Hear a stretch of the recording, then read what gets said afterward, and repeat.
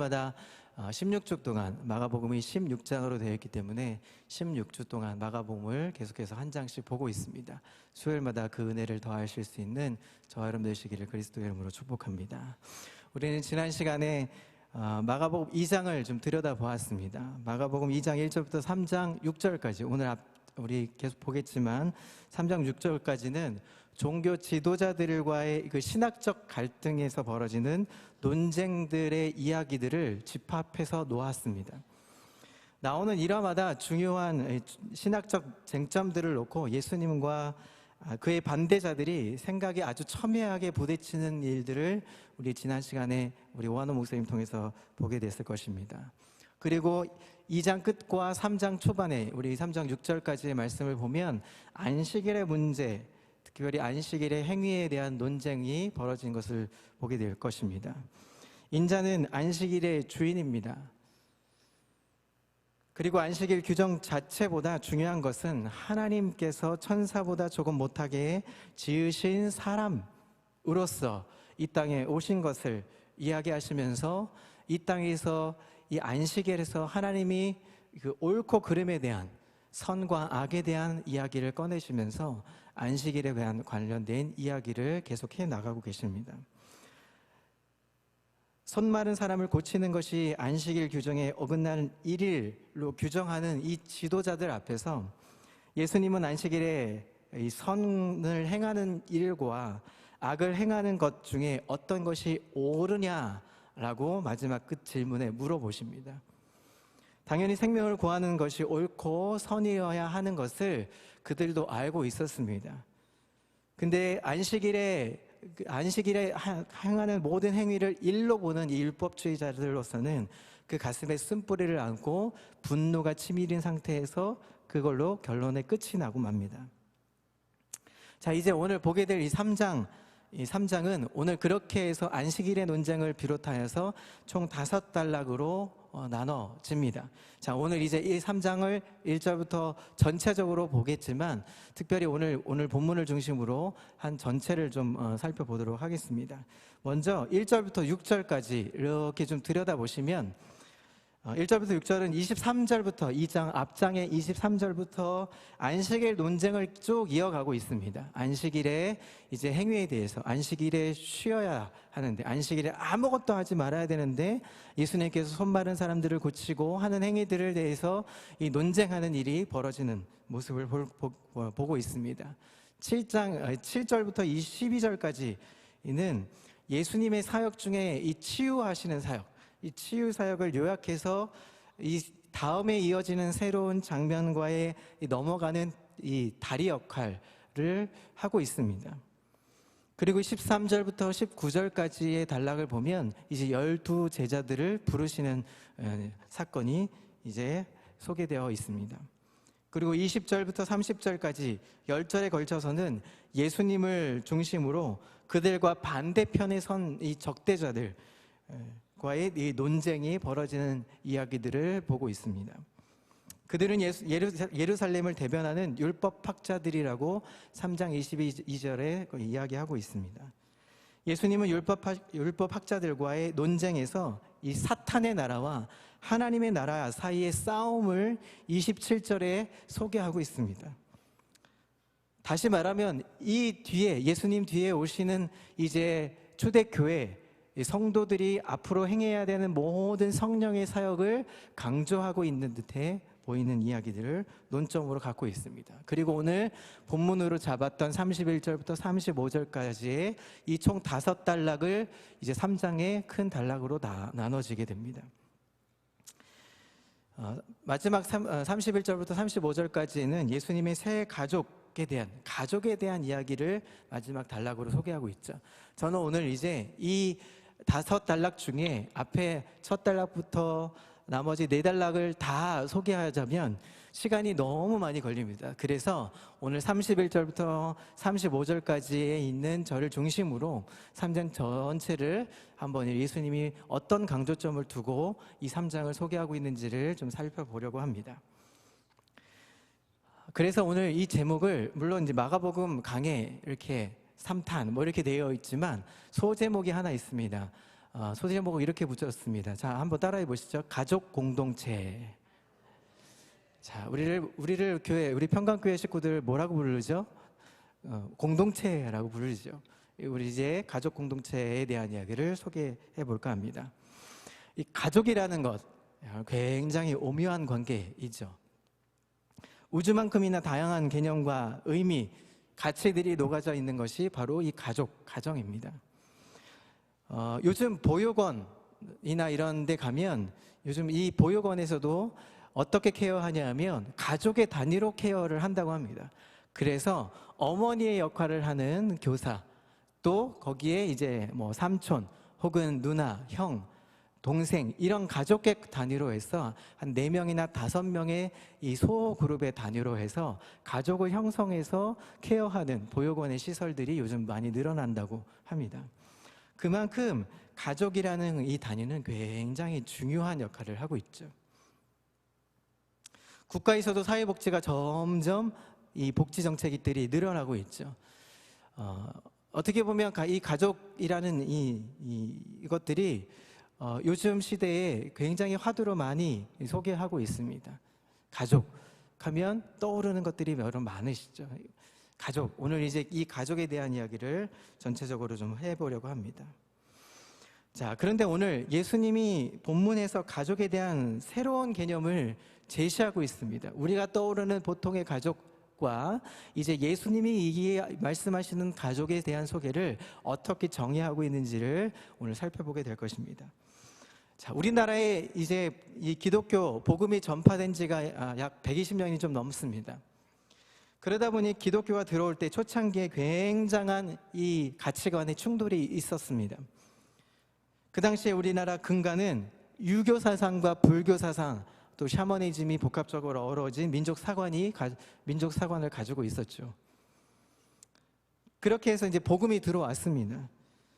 제일 부딪혔던 것이 우리 전에 목사님이 몇 주간의 설교를 통해서도 말씀을 전해줬지만 제일 큰 문제가 무엇이었냐면 제사 문제였습니다. 이 제사 문제는 그 뿌리가 어른을 공경하는 사상, 어른을 공경하는 문제와 직결적으로 부딪히는 문제가 있었습니다. 초창기엔 그래서 예수 믿는 사람들을 예수쟁이라고 불렸죠. 그래서 예수 믿는 사람들한테 이렇게 얘기하곤 했답니다. 너희 예수쟁이들은 에비에미도 없냐 하면서 그렇게 핍박을 했다고 합니다. 그 이면에는 제사 문제하고의 이 결부되는 사상들이 있었기 때문입니다. 여러분들도 이런 경험들은 아마 한두 번씩 있었을 것입니다. 예수를 믿을 당시에 가정에서 제사를 지내고 있었던 가정들의 그런 모습들을 보면 이런 경험들은 한두 번씩 있었을 것입니다. 제사 문제는 신앙인들에게는 굉장한 문화 충격이었고 충돌이 일어난 사건일 것입니다. 우리에게 신앙적인 이 문제와 이 결부되어 있는 이 사안, 그만큼 부모 공경에 대한 이 가족에 대한 문제는 유교 사상과 기독교 사관과의 이 많은 충돌들이 곳곳에서 일어나게 되었습니다. 그런데 우리 어르신들이 이게 핍박하고 욕하는 내용처럼 우리 기독교가 부모도 모르는 싸가지 없는, 죄송합니다, 이렇게 표현해서 그 당시에 그렇게 말씀을 하셨다고 그래요. 이 싸가지 없는 종교라고 핍박받았던 이 기독교가 정말 그런 싸가지 없는 종교였을까요? 그렇지 않다는 것을 성경에서 소개하고 있습니다. 우리가 잘 아는 10계명 중에 5계명이 무엇입니까? 내 부모를 공경하라였습니다. 10계명은 크게 두 부분으로 나눌 수 있죠. 1계명부터 4계명은 대신 관계, 하나님과 우리의 관계. 5계명부터 10계명은 대인 관계, 우리 사람들 사이에 흐르는 하나님과 사람들 속에 흐르는 관계들을 10계명을 두 단락으로 두었습니다. 그 중에 대인 관계의 첫 계명이 부모를 공경하라 하는 것이었습니다. 여기에서 말하는 공경이라는 단어가 카바드라는 단어입니다. 헬라어로, 히브리어로. 히브리어 이 카바드라는 단어는 어떤 의미를 담고 있냐면 가장 중요하게 여겨라, 가장 비중 있게 여겨라 라는 의미로 정의를 내릴 수 있습니다. 그래서 가장 비중 있게 여기고 가장 중요하게 여겨라, 이것이 옳으니라라고 원어 성경에 기록되어 있습니다. 여기서 말하는 옳다라는 이 말은 인간의 본성이다라는 말과 같습니다. 성경에서 말할 때 옳다라는 이 말은 하나님께서 인간 속에 설계한 원래의 본성을 옳다라고 말할 때 쓰는 단어입니다. 단순히 윤리적인 도덕적인 개념에서 옳다, 그르다 이런 평가가 아니라 이것이 인간이면 하나님의 백성이면 마땅한 것이다, 본성이다 할 때 옳다라는 단어인 거죠. 그래서 가장 중요하게 여기는 것, 부모님을 공경하는 것은 가장 비중 있고 가장 중요하게 여기는 것이 뭐예요? 인간의 본성이다라고 5계명, 제일 인간의 대인관계의 첫 번째 계명으로 삼았던 것입니다. 그만큼 기독교는 부모님에 대한 이 공경을 철저하게 강조하고 있습니다. 디모데전서 5장 8절에도 이렇게 기록하고 있습니다. 누구든지 자기 친족, 특히 자기 가족을 돌보지 아니하면 믿음을 배반한 자요 불신자보다 더 악한 자니라 라고 소개하고 있습니다. 그런데 오늘 본문을 이렇게 들여다보면 왠지 좀 석연치 않은 장면이 등장합니다. 이 본문이 전체적으로 말하는 의미를 제대로 파악하지 못하면 어떻게 보면 아까 말한 대로 이 싸가지 없는 이렇게 평가할 수 있는 본문이 될 것입니다. 그런데 본문의 전체적인 맥락을 잘 살펴보면 왜 예수님이 이런 발언을 하셨는지, 왜 이런 이야기를 하셨는지를 알 수 있게 될 것입니다. 자, 그래서 이제 본문을 차근차근 이제 한 절 한 절 이제 분석해 보도록 하겠습니다. 자, 31절, 32절을 함께 보도록 하겠습니다. 자, 31절, 32절을 함께 읽겠습니다. 시작. 그때에 예수의 어머니와 동생들이 와서 밖에 서서 사람을 보내어 예수를 부르니 무리가 예수를 둘러 앉았다가 여짜오되 보소서 당신의 어머니와 동생들과 누이들이 밖에서 찾나이다. 지금 예수님이 어느 집에서 머물러서 빼곡히 모인 사람들 속에서 말씀을 강론하고 계십니다. 가르치고 계셨습니다. 예수님은 거의 모든 시간, 거의 대부분 모든 시간을 이 가르치는 시간으로 보내셨습니다. 33절을 읽겠습니다. 자, 33절이 중요한 포인트가 있습니다. 33절입니다. 시작. 대답하시되 누가 내 어머니이며 동생들이냐 하시고. 자, 이걸 그냥 띄워놓아 주십시오. 그냥 띄워놔 주세요. 자, 이 말 때문에 많은 오해의 소지가 생겼습니다. 이 말은 밖에 서 있던 사람들은 나랑 상관없다 하는 것처럼 보일 수 있습니다. 누가 내 어머니이며 동생들이냐? 지금 밖에 어머니와 동생들이 와 있습니다. 근데 지금 밖에 와 있습니다 라고 했는데 뭐라고 얘기합니까? 누가 내 어머니고 누가 내 동생들이냐? 애비도 없는 그런 자식이 돼버린 거죠. 어떻게 보면. 자, 이 질문을 빌미로 해서 중요한 한 가지의 가장 큰 이제 새로운 전환점이 생깁니다. 영적인 가족 공동체가 무엇인지를 주님이 설명하고 싶은 의도를 이 속에 감추어 놨다는 것입니다. 자, 이제 이 33절을 다시 읽어보면서 차근차근 문법을 이제 설명해 드리겠습니다. 자, 한 번 더 읽겠습니다. 시작. 대답하시되 누가 내 어머니이며 동생들이냐 하시고. 자, 띄워놔 주세요. 계속. 자, 여기서 말하는 처음에 대답하시되로 시작하죠. 이 대답하시되라는 단어는 원문을 들여다보면 카이라고 설명되어 있습니다. 자, 왜 이 어려운 원문을 설명드리냐면 원문이 중요하기 때문에 그렇습니다. 원문이 카이라는 말이 어떻게 시작되냐면 대문자로 시작합니다. 대문자 카이라는 말로 시작하는데 마가복음 전반적으로 문장이 바뀔 때, 문장에서 문장이 바뀔 때 대문자로 쓰여질 때는 그 문장이 강조점을 두고 있습니다. 강조를 하고 있다는 거예요.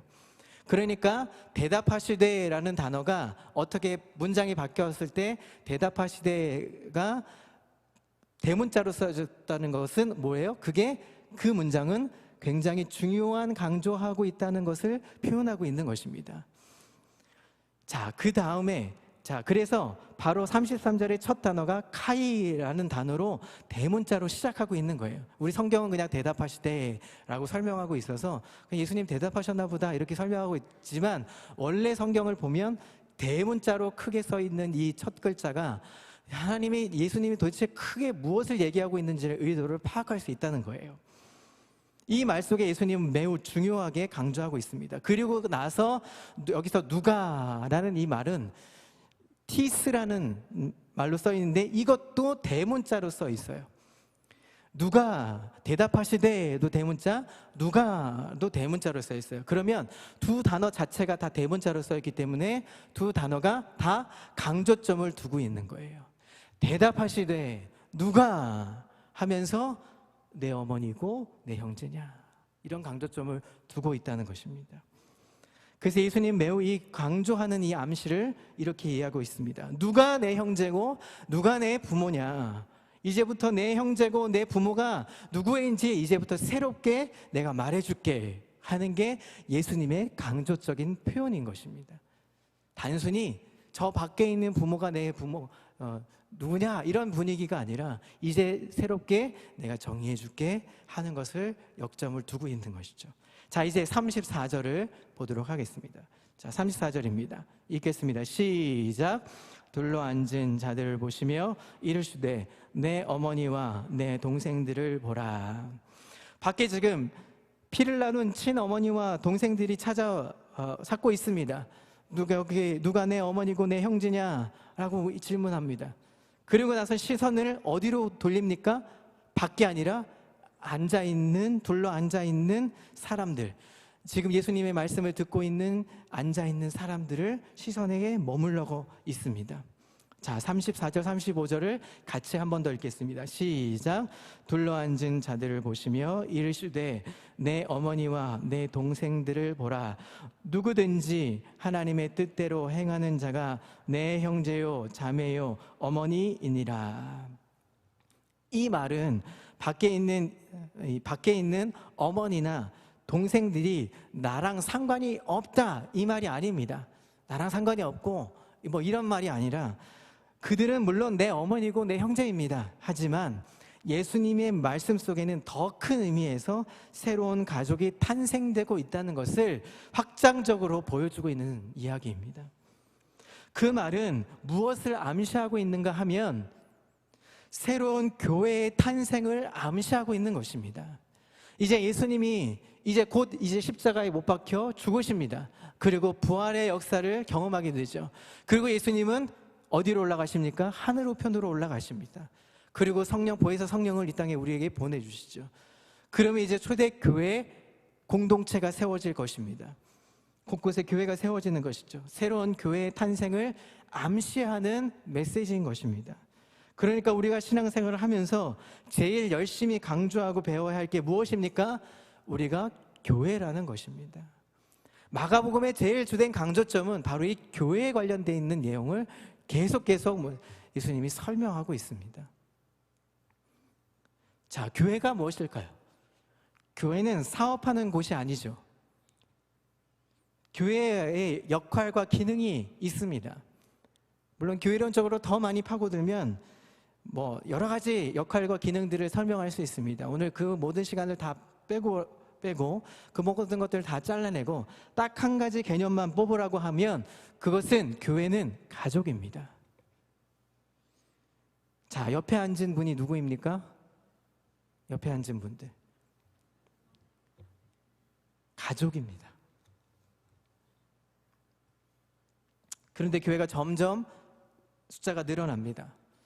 50주년 된 우리 평강교회, 처음에 첫 삽을 뜨고 교회를 세웠을 때 유정 목사님과 함께 세운 공동체 몇 안 되는 공동체였을 것입니다. 그때 얼마나 기쁘게 감사하게 세워진 교회였습니까? 그런데 점점 숫자가 늘어납니다. 시간은 점점 늘어납니다. 교회가 점점 숫자가 늘어나면 늘어날수록 본질이 흐려지고 역기능이 발생되기 시작합니다. 교회가 점점 커지면 커질수록, 공동체가 늘어나면 늘어날수록 교회는 점점 더 작은 단위의 셀 혹은 구역 혹은 우리가 말하는 샘터로 더 작게 묶어져야 합니다. 그렇지 않으면 우리의 공동체, 이 평강교회 몇십 년을 출석해도 그냥 청중으로 왔다가 앉아서 예배드리고 가는 그저 그 이상의 아무것도 될 수가 없습니다. 우리 여기 지금 수요예배 나오신 분들도 대부분 같이 공동체로 함께 걸어가고 있습니다. 근데 여기서 우리가 이 소속감을 갖지 않고 예배만 참석하시는 분들 계시다면 여러분 소속감을 가지십시오. 샘터로 또 우리 교사로 봉사하시면서 함께 걸어가는 가족 공동체여야 합니다. 그래서 팀을 강조하고 샘터를 강조하고 샘터 지기를 세우고 리더를 세워가면서 그렇게 점점 작은 단위의 소그룹으로 세워가는 것입니다. 거기서 묶여지지 않으면 어디서 가족의 개념을 배울 수 있겠습니까? 지금 예수님 뭐라고 얘기하십니까? 누가 내 어머니고 누가 내 형제이냐 강조하시면서 누가를 찾고 계십니다. 그런 의미에서 우리 평강교회는 가족 공동체로서 아름다운 공동체인 줄을 믿습니다. 아멘 소리가 여기서 아멘 소리가 자 크게 나와야 되는데 아멘 소리가 다시 한번 강조하겠습니다. 우리 교회 평강교회 공동체는 가족 공동체인 줄을 믿습니다. 아멘. 자, 그럼 이제 본문이 말하는 이 가족 공동체, 예수님이 말하는 이 누가 내 형제고 누가 내 어머니이고 누가 우리의 함께 가야 될 공동체인가? 자, 그럼 이제 우리는 어떻게 그런 영적인 가족 공동체가 되어가야 하는 것일까요? 크게 세 가지로 이제 나눔을 나눠보려고 합니다. 첫 번째 조건이 있습니다. 반드시 영적인 체험, 그것이 아니라 절대적인 영적인 체험이 있어야 하는 것입니다. 여기서 말하는 제가 두 가지를 말씀드려서 영적인 체험과 절대적인 영적인 체험이 있습니다. 자, 예를 들어 보겠습니다. 여러분, 방언의 은사, 방언으로 기도하시는 분들 계시죠? 방언의 은사는 절대적 체험입니까? 아닙니까? 절대적 체험이 될 수 없습니다. 왜냐하면 방언을 받으시는 분들도 있고 안 받은 분들도, 방언으로 기도하지 못하는 분들도 계십니다. 상대적인 것이죠. 하나님이 필요에 의해서 주시는 선물입니다. 이것은 영적인 체험입니다. 그런데 영적인 절대 체험이 있습니다. 이 절대 체험의 예를 들어드리겠습니다. 이스라엘의 최고의 지성인 니고데모, 여러분 아시죠? 니고데모, 지성인이었습니다. 그는 성경에 아주 능통한 자였습니다. 그리고 그 성경을 가르치는 자였습니다. 그런데 끊임없이 그 가슴 속에 성경을 가르치고 성경을 한없이 공부해봐도 그 한켠에 끊임없이 영혼을 짓누르고 해결하지 못하는 그런 영적인 문제가 있었습니다. 그러다가 어느 날 그 마을에 예수님이 어느 집에 머문다는 소식을 듣게 되죠. 그리고 한밤중에 예수님이 계신 숙소로 가서 노크를 합니다. 예수님이 니고데모를 맞습니다. 선생님, 어떻게 해야 구원을 얻을 수 있겠습니까? 니고데모의 질문 속에서 보면 함정이 있습니다. 오류가 있어요. 그것은 구원을 무엇을 해야 얻는 것, 꼭 무엇을 행위를 해야 얻는 것으로 이미 전제를 깔고 있다는 거예요. 이것이 오류고 함정입니다. 예수님은 그 물음에 딱 한마디로 지적하시며 대답하십니다. 내가 거듭나야 하겠다. 니고데모가 픽 웃습니다. 성경에 나와 있지 않습니다. 제가 생각했던 겁니다. 제가 나이가 몇인데 어머니 뱃속에 들어갔다가 나와야 되나요? 다시 어떻게 이게 가능한가요? 어떻게 거듭날 수 있고 어떻게 새로 태어날 수 있겠습니까? 물과 성령으로 나지 아니하면 아무도 아버지의 나라에 들어갈 수 없고 볼 수 없다. 이게 절대적 영적인 체험인 것입니다. 아무리 신앙생활을 또 평강교회에서 50주년과 함께 같이 하셨다 해도 거듭나지 않으면 예수님의 가족이 될 수 없습니다. 그래서 뜻밖에도 우리나라에 통계치가 있습니다. 교회를 정기적으로 출석을 하는 성도들 가운데 구원의 확신이 점검되지 않은 사람들이 의외로 많다는 통계가 있습니다. 구원의 확신이 없이 교회 생활을 하는 사람들이 많다는 것이죠. 심지어 소위 교회에서 중직자라고 말하는 사람들 가운데도 십자가의 분명한 부딪힘이 없는 사람들도 너무나 많다는 사실을 여러분 아십니까? 구원의 확신 없이, 구원의 증거 없이 얼마든지 사람 좋아서, 성격 좋아서, 성실해서 투표 때마다 척척척 표를 받아서 안수를 받게 되고 중직자에 오를 수 있다는 사실을 여러분 기억하십니까? 비단 중직자뿐만이 아닙니다. 목회자들도 있습니다. 목사라는 사람이 목사의 타이틀을 거머쥐고 함부로 휘두르는 그런 행위를 하는 사람들, 구원의 감격은 모르고 구원의 은혜는 모르고 그냥 목사의 기능만 하는 사람들이 얼마나 많은지 모릅니다.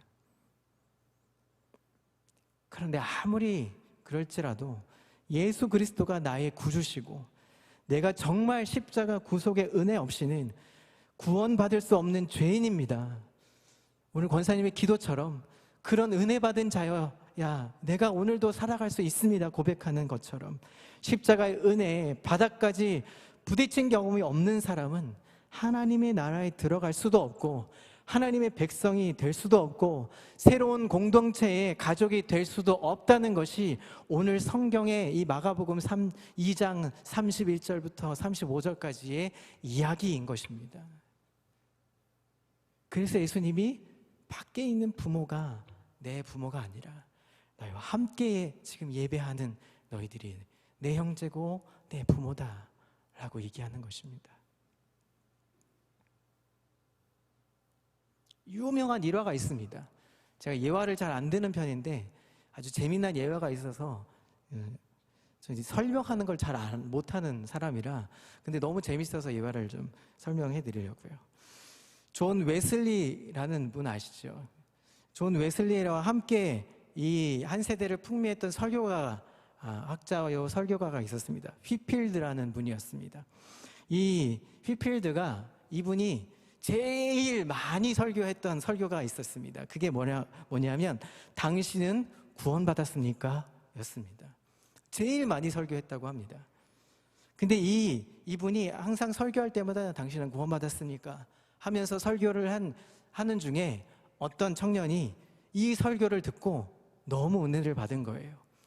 그래서 어느 날 이 목사님을 찾아가서 목사님, 제가 목사님의 설교에 너무 은혜를 받아서 목사님 제가 한 가지 청이 있습니다. 이제 목사님을 모시고 목사님 가실 때마다 제가 목사님 곁에서 목사님을 좀 수행하고 하면 좋겠는데 수행해도 되겠습니까? 목사님이 한사고 거절했지만 목사님 그렇게 하면서 제가 목사님 설교도 듣고 목사님 수행도 하고 저 그러고 싶습니다. 목사님 너무 은혜스러워서 은혜 받고 목사님 같이 동행하고 싶습니다. 그런 간청에 못 이겨서 목사님이 함께 동행을 했습니다. 얼마 지나지 않았는데 이 청년의 얼굴빛이 점점 변하는 거예요. 점점 이렇게 얼굴빛이 낯빛이 좀 흐려지고 별로 안색이 안 좋으길래 이 휘필드 목사님이 물어봤다고 합니다. 요즘 뭐 건강이 안 좋아? 왜 안색이 안 좋은데 왜 그래? 라고 물어봤을 때 이 청년이 이렇게 대답했다고 합니다. 목사님, 제가 목사님하고 따라다니면서 들었던 설교가 무엇인지 압니까? 당신은 구원받았습니까? 이 설교만 적어도 70번 이상은 들었던 것 같습니다. 목사님 좀 다른 설교 해주시면 안 되겠습니까? 이렇게 물어봤을 때 목사님이 이런 대답을 했다고 합니다. 바로 내 돈 때문에 바로 니놈 때문에 계속해야 돼. 이런 유명한 일화가 있다고 합니다. 이 말인즉슨 다 아시죠? 이 말인즉슨 그렇게 몇십 번을 들어도 성경은 뭐합니까? 똑같은 말씀을 들어도 은혜고, 똑같은 말씀을 들어도 감격이고, 같은 본문을 수십 번 수백 번 보아도 그 깊은 오묘한 말씀을 제대로 이해하기조차 힘든 것이 성경인데, 그 말씀을 70번을 들었다고 이렇게 하는 이 청년의 모습 속에 하나님이 벌하시는 것이죠. 사랑하는 평강의 성도 여러분, 이런 절대 체험이 있어야 합니다. 이것이 교회의 크기와 몇 년을 신앙생활 했다는 것과는 아무 상관이 없습니다. 오늘 이 밤에 저와 여러분들이 예수 그리스도께서 마음의 문을 높고 하셔서 정말 내가 십자가의 그 피로 씻음받고 내 모든 죄악을 씻음받고 내가 구속의 은혜를 경험한 신자인가, 직분 다 떼고 목사라는 것 다 타이틀 떼고 정말 하나님 앞에 무릎 꿇고 나아갈 수 있는 믿음의 사람이 될 수 있는가, 오늘 증명할 수 있는 복된 이 밤이 되기를 그리스도의 이름으로 축복합니다. 내가 거듭나야 하겠다 라는 이 말 속에 우린 진정하게 그 의미를 찾아야 할 것입니다. 두 번째입니다. 두 번째, 이제 영적의 가족이 되려면 첫 번째로는 절대적 신앙, 영적인 체험이 있어야 한다고 했죠. 두 번째는 십자가의 절대 체험이 있은 후에 예수 그리스도를 알아가는 성장이 있어야 한다는 것입니다. 여러분, 이제 가을로 접어서 여름철이 별로 없지만 보통은 봄, 가을이 되면 제일 많이 하는 게 결혼입니다. 제가 이전 교회에서, 바로 직전 교회에서 젊은 목사였지만 청년들을 사역을 하다 보니까 주례를 엄청 많이 했습니다. 예배도 주례 많이 했습니다. 감사하게도. 첫 주례가 어떤 주례였냐면, 제가 청년 사역을 딱 맡기 직전에 2년 동안 장년 사역을 했는데, 장년 사역에서 첫 주례가 있었습니다. 재혼 주례였습니다. 초혼 주례도 아니고 재혼 주례였습니다. 집사님들 가족들을, 양쪽 가족들만 모아놓고 이제 주례를 한 경험이 있었습니다. 주례도 한 번도 해본 적 없는 이 목사가 재혼 주례를 한다는 게 되게 쉽지 않더라고요. 초혼 주례야 뭐 별 좋은 얘기를 다 담아서 주례를 해줄 수 있는데, 재혼 주례는 도대체 어떻게 해야 될지, 그래서 목사님께 여쭤보고 막 이렇게 찾아보고 해서 성경 말씀을 전해드린 적이 있었습니다. 여러분, 결혼을 하면 법적으로 결혼을 하게 되죠. 그러면 부부가 되죠. 그리고 끝입니까? 아니죠. 그리고 살아갑니다. 살아가는 동안에 잘 알고 살아갑니까? 잘 모르더라고요. 살면 살수록 모르는 게 부부입니다. 10몇 년을 살아도, 20년을 살아도, 30년을 살아도 모르는 게 부부라고 하더라고요. 역사가 오래된 교회, 전통이 있는 교회, 역사가 오래된 교회, 이 특징이 뭔지 아십니까? 세월이 지나면 지날수록 잘 알 것 같고 더 잘된 교회일 것 같지만 더 잘 모른다는 겁니다. 50년 된 50주년 맞이한 우리 교회도 더 잘 알 것 같은 것들이 많지만 더 그만큼 잘 모르는 것들도 많다는 것입니다. 부부와 똑같은 것이죠. 그래서 뭘 해야 됩니까? 알기 위해서 노력하는 것이죠. 부부는 알아가기 위해서 노력하는 것입니다. 예수님도 마찬가지입니다. 예수님을 알아가는 것 위해서 열심을 다해야 되는 것이죠. 호세아서 6장 3절에 보면, 그러므로 우리가 예수를 알자, 힘써 여호와를 알자. 그의 나타나심은 새벽빛같이 어김없나니 비와 같이 땅을 적시는 늦은 비와 같이 우리에게 임하시리라 하니라 라고 말씀합니다. 어떻게 해요? 힘써 알자라고 얘기하십니다. 신앙은 doing이 아닙니다. 무엇을 하는 것이 아닙니다. 무언가를 자꾸 하는 것이 아니라 신앙은 정확하게 하나님을 알아가는 싸움을 하는 것입니다. 무엇을요? 하나님을 알아가기 위해서 열심히 싸움하는 것입니다. 그러면 하나님은 어디에 소개되어 있습니까? 바로 성경책이죠. 하나님 말씀 성경을 알기 위해서 몸부림을 쳐야 하는 것입니다. 우리가 하나님의 가족이 되어간다는 것은 이렇게 교회의 신비를 배워가는 것입니다. 그래서 우리 평강교회가 완성된 기관이 아니고 공동체가 아니기 때문에 무엇을 해야 하는 것입니까? 항상 배워야 하는 것입니다. 계속 어려움을 통해서 또 서로 견뎌면서 또 서로 보듬어 주면서 때로는 가끔은 고슴도치처럼 나는 당신을 사랑하니까 껴안아주고 싶은데 뭐합니까? 껴안아주면 가시가 있잖아요. 나는 사랑한다 껴안아주지만 상대방은 아프다고 하거든요. 가시들이 있으니까. 그 속에 감추어진 상처투성이, 가시투성이 때문에 상처받고 때로는 외롭기도 합니다. 시간이 필요하고 서로 마음을 알아가는데 서로 부딪힘이 필요한 것이 공동체입니다. 그래서 훈련을 해야 하고 알아가는 시간이 필요하다는 것입니다. 히브리 기자는 이렇게 이야기합니다. 히브리서 5장 12절 13절에 때가 오래되었으므로 너희가 마땅히 선생이 되었을 터인데 너희가 다시 하나님의 말씀의 초보에 대하여 누구에게서나 가르침을 받아야 할 터이지만 단단한 음식은 못 먹고 젖이나 먹어야 할 자가 되었도다. 이는 젖을 먹는 자마다 어린아이니 의의 말씀을 경험하지 못한 자요. 말씀을 몰라서가 아니라 무엇하는 자요? 말씀을 경험하지 못한 자이기 때문에 우리는 고슴도치 같은 인생으로 살 수도 있다는 것을 보여주고 있습니다.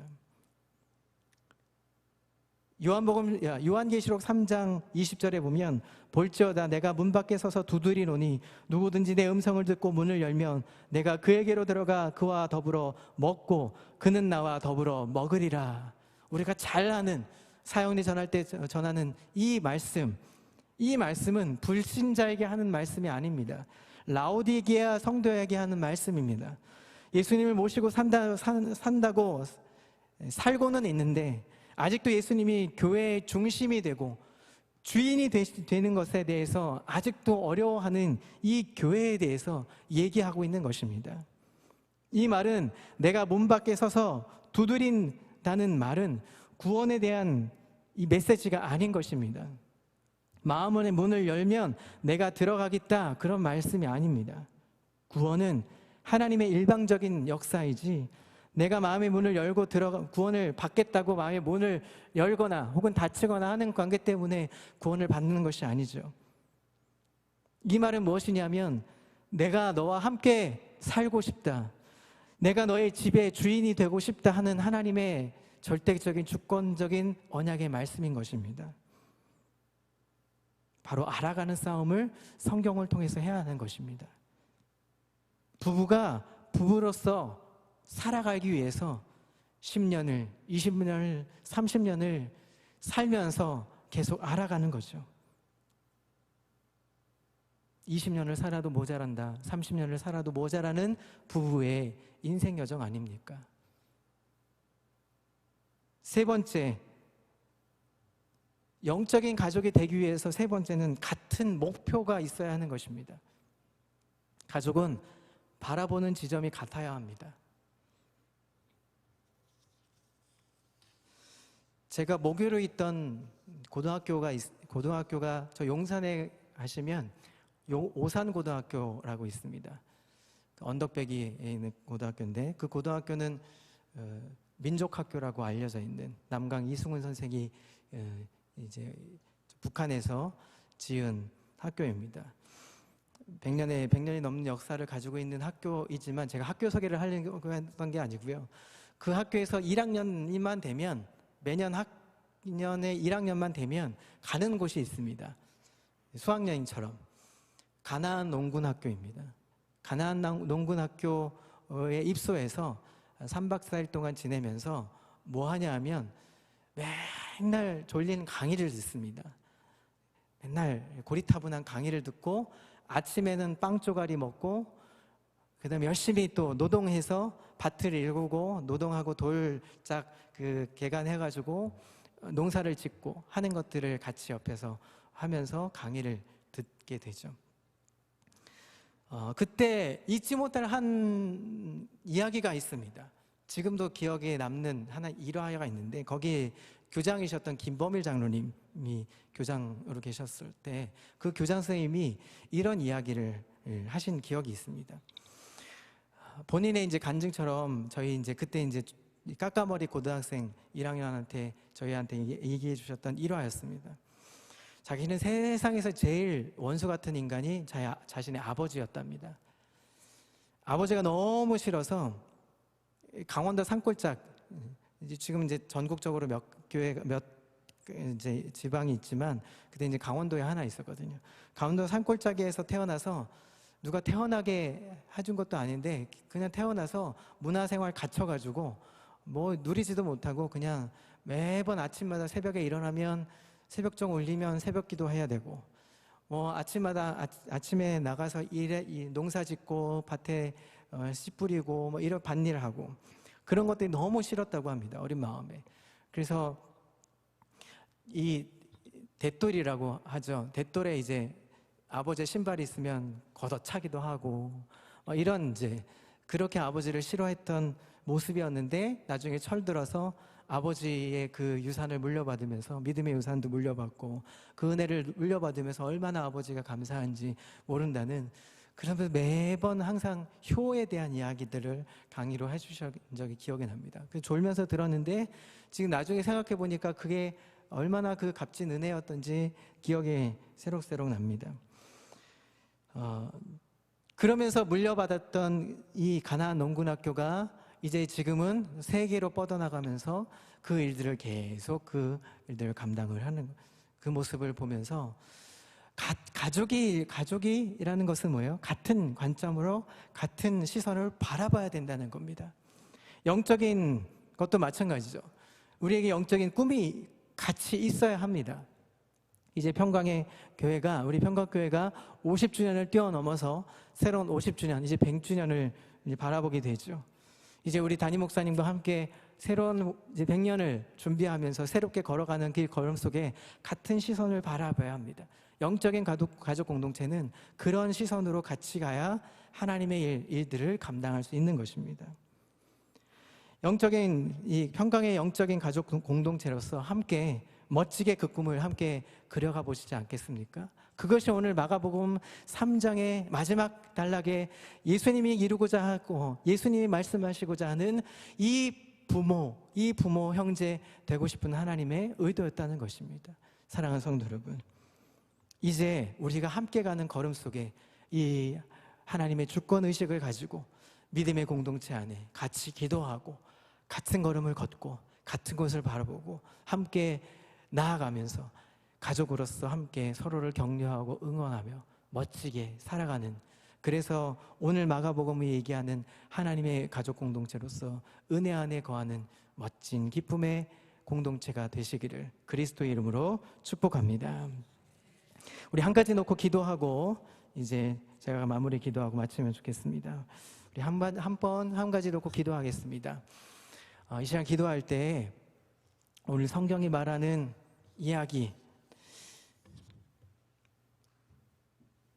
둘로 앉은 자들을 보시며 이르시되 내 어머니와 내 동생들을 보라. 누구든지 하나님의 뜻대로 행하는 자가 내 형제요 자매요 어머니이니라. 말씀하신 이 본문의 이야기를 가지고 하나님, 우리 평강교회 하나님이 이제 같은 꿈을 그리며 같은 가족 공동체가 되어서 하나님 방관자의 역할이 아니라 함께 걸어가는 걸음, 이제 담임 목사님과 우리 당연 장로님들과 우리 권사님들과 집사님들과 우리 성도들과 함께 하나님 다음 50주년 100년을 준비하는 걸음으로 세워갈 수 있도록 인도해 달라고 우리 한 가지만 놓고 기도하고 제가 기도하고 우리 축도로 마치겠습니다. 함께 기도하겠습니다.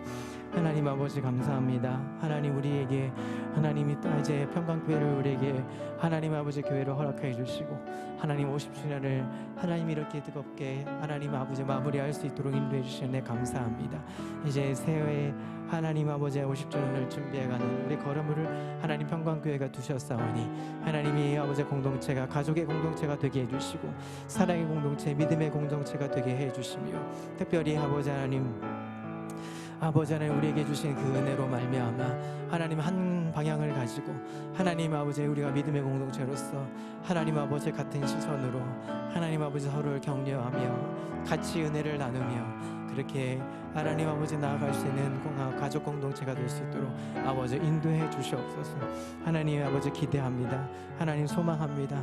아버지 우리가 어떻게 아버지 하나님이 꿈을 이루고 가는지를 보여주시고 보게 해주시고 그 꿈 끝에 하나님의 역사를 볼 하나님이 인도해 주시는 것을 경험할 수 있도록 인도해 주시옵소서. 주님 기대하고 갈망합니다. 주님 함께해 주시며 역사해 주시옵소서. 주님 기대합니다. 함께해 주시옵소서. 둘러앉은 자들을 보시며 이르시되 내 어머니와 내 동생들을 보라. 누구든지 하나님의 뜻대로 행하는 자가 내 형제요 자녀요 어머니이니라.